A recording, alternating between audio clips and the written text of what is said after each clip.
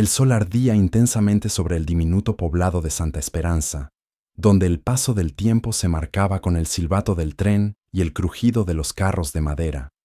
Era una localidad donde los cambios llegaban con lentitud, y los habitantes, siempre cautelosos, observaban cada novedad como quien vigila una tormenta en el horizonte. Aquella mañana sofocante, una figura descendía de la locomotora con pasos inseguros y la mirada colmada de ilusiones. Elisa portaba solamente una maleta de cuero desgastada, un vestido azul descolorido y una carta cuidadosamente doblada en el bolsillo de su abrigo, la última que había recibido de Enrique, el hombre con quien mantenía correspondencia desde hacía varios meses. Un hacendado que le había prometido matrimonio y una vida renovada. Elisa era hija de campesinos humildes de un caserío lejano. Huérfana desde los 15 años, creció entre labores domésticas y campos de la banda bajo, la vigilancia severa de una tía agria que la trataba más como sirvienta que como sobrina. Sus días transcurrían en silencio, y sus noches, entre plegarias para escapar de una existencia sin afecto. Al responder al anuncio de un hombre acomodado, en busca de una esposa honesta y de buenos principios, nunca imaginó que eso realmente transformaría su destino. Pero Enrique parecía distinto, amable en sus palabras, curioso por sus gustos sencillos, fascinado por su sinceridad. En las cartas, él era todo lo que ella jamás había tenido: atención, promesas de cuidado e incluso versos. No obstante, el pueblo no estaba preparado para Elisa. Apenas bajó del tren, sintió las miradas atravesándola como lanzas. Su vestido modesto, los zapatos desgastados y su piel tostada por el sol hablaban un idioma que allí nadie entendía. La recibió Clara, hermana de Enrique, una mujer elegante, distante y altiva. La examinó de arriba abajo antes de pronunciar, con frialdad: «Vamos». El trayecto hasta la hacienda transcurrió en un silencio tenso. Elisa intentó entablar conversación, pero Clara apenas respondió. El corazón de la joven latía con fuerza, entre el miedo y la ilusión. Al llegar, Enrique la aguardaba con los brazos cruzados. No había sonrisa ni flores, solo una mirada perpleja y una postura rígida. No era como en sus cartas, no había dulzura en su mirada, solo desconcierto. El silencio se rompió con la voz de Clara. ¿Es esta la muchacha que te escribía? Enrique no respondió. Se limitó a observar a Elisa durante largos segundos antes de murmurar secamente: «Entren». En los días siguientes, Elisa comprendió que no había sido recibida como prometida, sino como un error. Enrique parecía desilusionado con su apariencia, con su forma sencilla de hablar, con la timidez que se desbordaba en cada gesto. Evitaba el contacto, apenas hablaba, y siempre encontraba excusas para no compartir la mesa con ella. Clara, por su parte, no perdía oportunidad de recordarle con miradas y comentarios que Elisa no pertenecía a ese entorno. La hacienda era extensa, pero Elisa se sentía más pequeña con cada amanecer. Aún así, se esmeraba por agradar. Se levantaba al alba, cuidaba de los animales, horneaba panes, escribía pequeñas notas afectuosas que dejaba discretamente en los bolsillos de las camisas de Enrique. Él las ignoraba. Las cartas que antes lo fascinaban habían perdido su encanto cuando la fantasía de la distancia fue reemplazada por el peso del prejuicio. Fue en medio de ese ambiente frío que otra mirada empezó a seguir sus pasos, la de Joaquín, un vecino hacendado, reservado, siempre con sombrero y pocas palabras. Observaba a Elisa con respeto, notaba su fortaleza, su paciencia, su forma amable con los animales. Aunque no decía nada, algo en él comenzaba a transformarse. Tiempo parecía haberse detenido en la hacienda de los Monteiro, pero para Elisa cada día pesaba como un año. La promesa de un hogar y de un amor se había desvanecido entre silencios y desdén.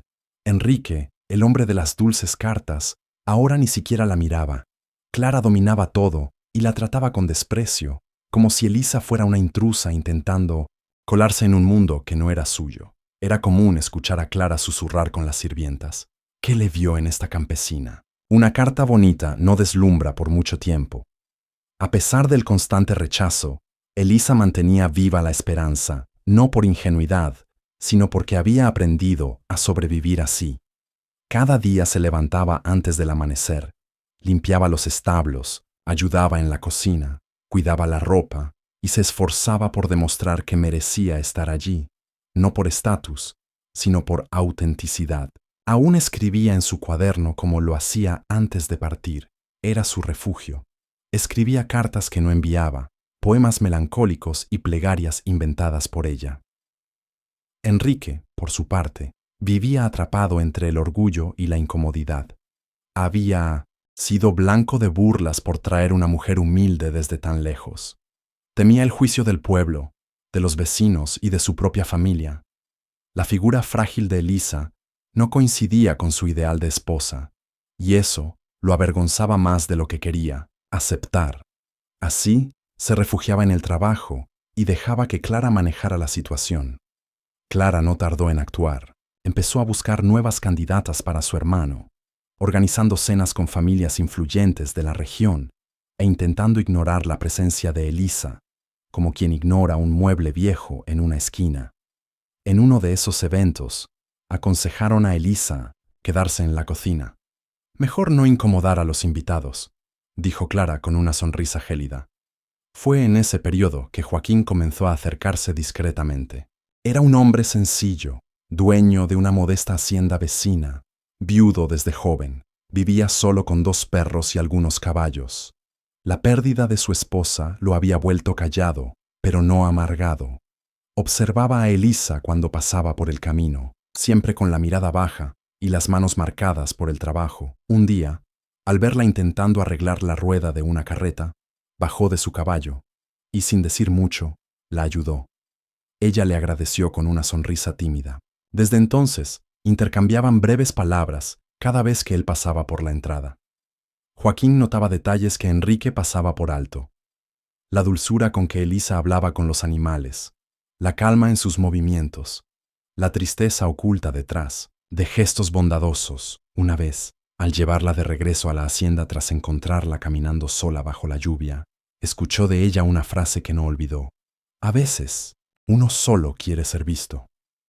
Aquello lo conmovió profundamente. Mientras tanto, la situación en la hacienda se deterioraba. Enrique anunció que rompería el compromiso. No tuvo valor para hablar con Elisa directamente y prefirió que Clara diera la noticia. Tendrás que regresar a tu pueblo. Enrique ya decidió. No tiene sentido que sigas aquí. Las palabras cayeron como plomo en el corazón de Elisa. Intentó argumentar, recordar las promesas, las cartas, el largo viaje que había hecho con lo poco que tenía. Clara respondió con frialdad. Deberías haberlo pensado antes de ilusionarte. Esa noche, Elisa escribió una carta para sí misma. Lloró en silencio, no por haber perdido a un hombre, sino por haber perdido el sueño de ser amada sin necesidad de ocultarse. Cerró su maleta con serenidad. No se despidió de Enrique. Él ni siquiera apareció a la mañana siguiente. Al salir, con la maleta en mano, Joaquín la esperaba junto a la entrada. Llevaba una cafetera y un pan envuelto en un paño. Supe que te marchas. Pensé que podías comer algo antes del viaje. Ella aceptó en silencio. Se sentaron en una piedra al borde del camino y compartieron el café. Joaquín la miró por un momento y con voz firme dijo: No deberías irte. Elisa lo miró sorprendida. Por primera vez, alguien decía que ella merecía quedarse, no por lástima, sino por reconocimiento. Joaquín continuó. Vi lo que hiciste, aquí. Vi cómo trabajas, cómo respetas esta tierra, a los animales. Eres más fuerte que todos los que viven en esa casa. Ella rompió en llanto sin poder responder. Entonces, Joaquín dijo algo que cambiaría el curso de la historia. Si aceptas, en mi casa hay espacio, y en mi corazón también. Elisa guardó silencio ante las palabras de Joaquín. La oferta era sencilla, pero llevaba un peso que nunca había sentido: elección. Por primera vez desde su llegada, alguien no decidía por ella. Alguien la veía, no como una carga, una molestia o una obligación, sino como una mujer completa. Y eso la desarmó. Aún así, dudó. Su corazón estaba herido, y la idea de aceptar ayuda de otro hombre, incluso tan bondadoso como Joaquín, la hacía sentir insegura. No quiero ser una carga para nadie, respondió con los ojos llenos de lágrimas. Joaquín no insistió.